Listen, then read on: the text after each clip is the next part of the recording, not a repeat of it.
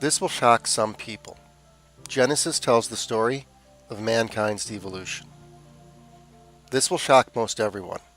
Genesis tells the story of more than one mankind.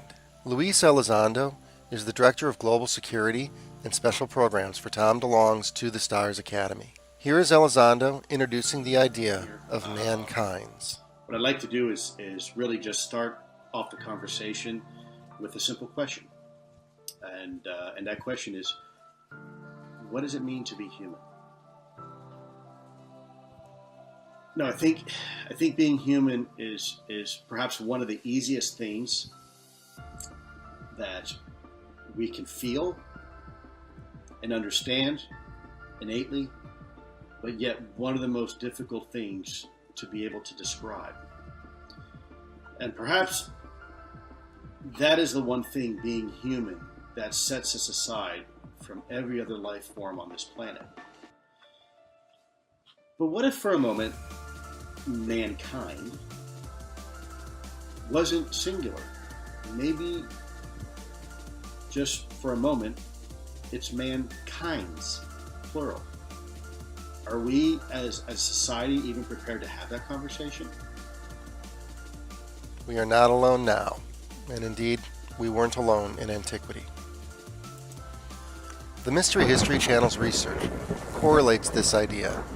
He has discovered that stone masonry techniques at ancient sites around the world show at least two previous expressions of highly advanced construction techniques with a seeming devolution in ability back to simple stone piling evident at the top of the structures rather than the bottom.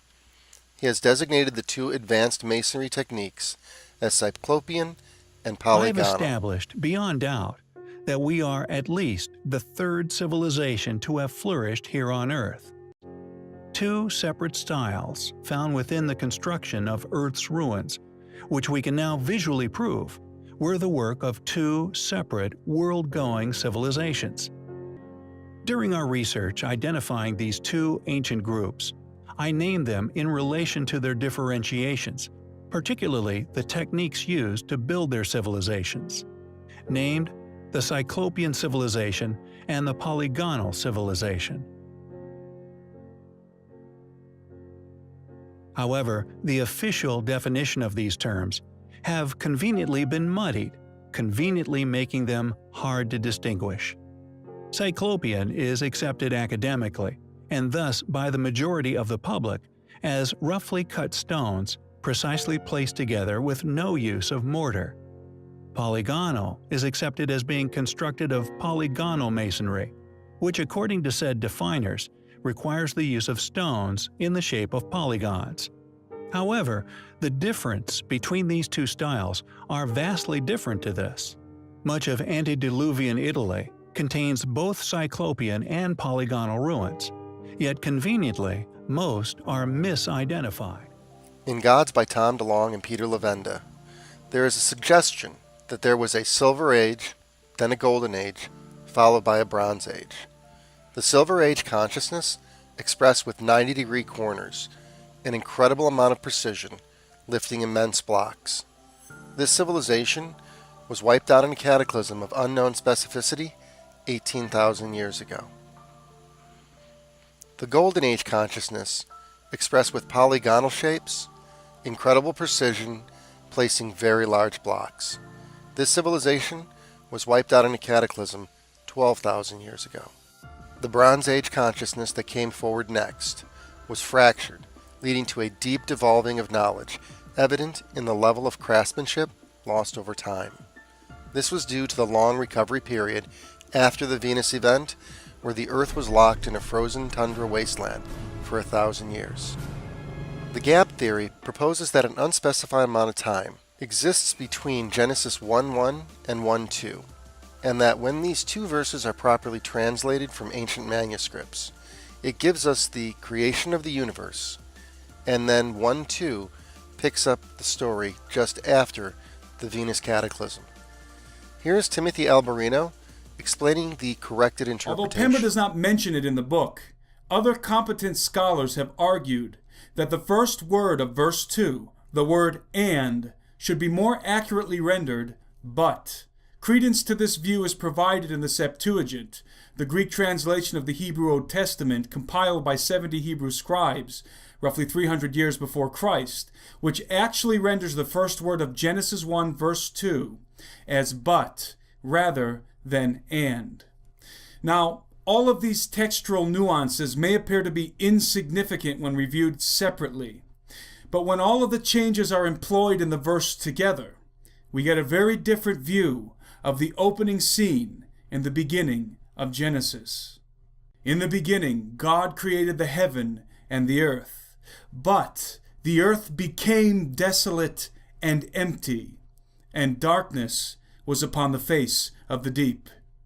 If this is indeed the correct rendering of the first two verses of Genesis, as George Pember suggests, and as other competent Bible scholars still contend to this day, then what we have is nothing less than a paradigm-shifting view of the planet on which we live, and a hidden secret that may harbor many clues to some of the most enigmatic mysteries of our times.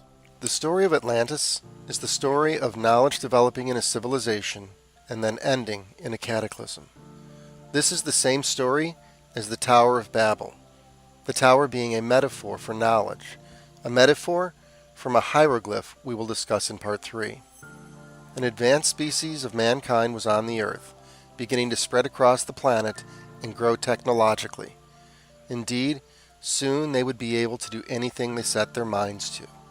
A cataclysm destroyed and scattered the settlements of this civilization. Simply put, the developing civilizations of the Kingdom of Atlantis were scattered.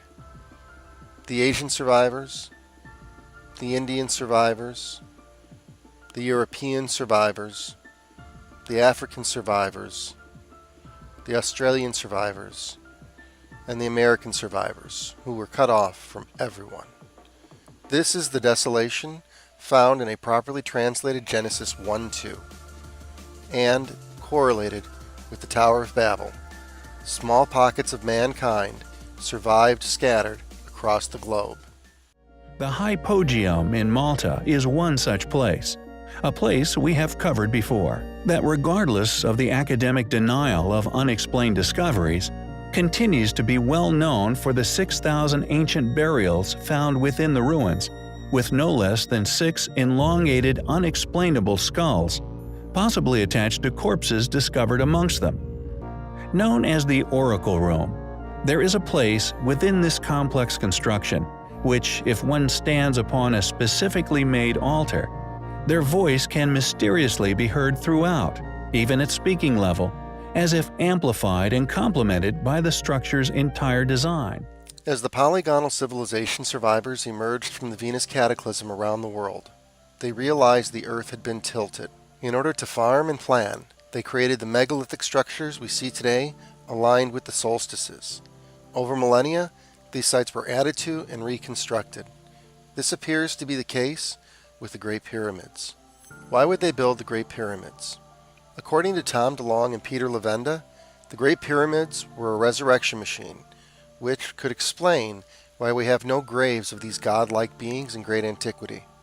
Indeed, one might ask what the point and purpose of the Ark of the Covenant really was, and whether or not this had anything to do with the ending of the eras of the sons of God ruling over Egypt. The pyramids, the Garden of Eden, and Mad Max will all come into focus in Part 3. Like, share, subscribe, and please leave a comment down below. Peace.